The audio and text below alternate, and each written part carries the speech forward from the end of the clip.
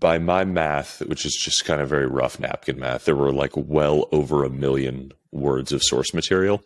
As you say, he's like prolific, right? And I've followed him for 10 years. He's been tweeting for, I think, almost 15 years, been on podcasts, been writing blog posts, doing interviews. And then you go into like what's written about him, which is another sort of order of magnitude more.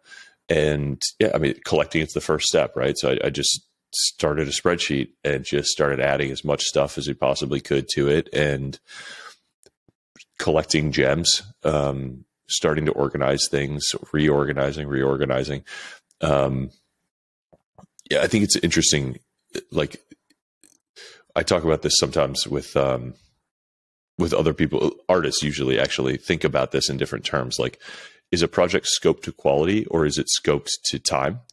Like you can write a book in 3 months. You could write, I have a friend, Shane Mack wrote a book in one train journey, like over a weekend. He wrote that thing in like 72 hours. And you can do that. And that's a very different book than you get when you do spend it 3 years on something.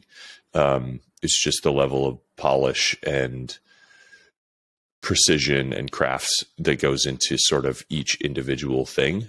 And it's, I like to say craftsmanship has no deadline. Like, and because I self-publish, because I do everything on my own, I don't have anyone saying like, it has to be out by this. It has to be, it's good enough. Just ship it, like go.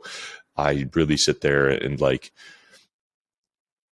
I have to blow myself away with a thing that I've been looking at for 3 years. Like, like when I come back to it, it has to look better than I remember it. And that's a high bar, you really want to keep people's attention and deliver value on every page and feel like they walked away from the book with dozens of valuable ideas, not just one idea that's been hammered over and over again.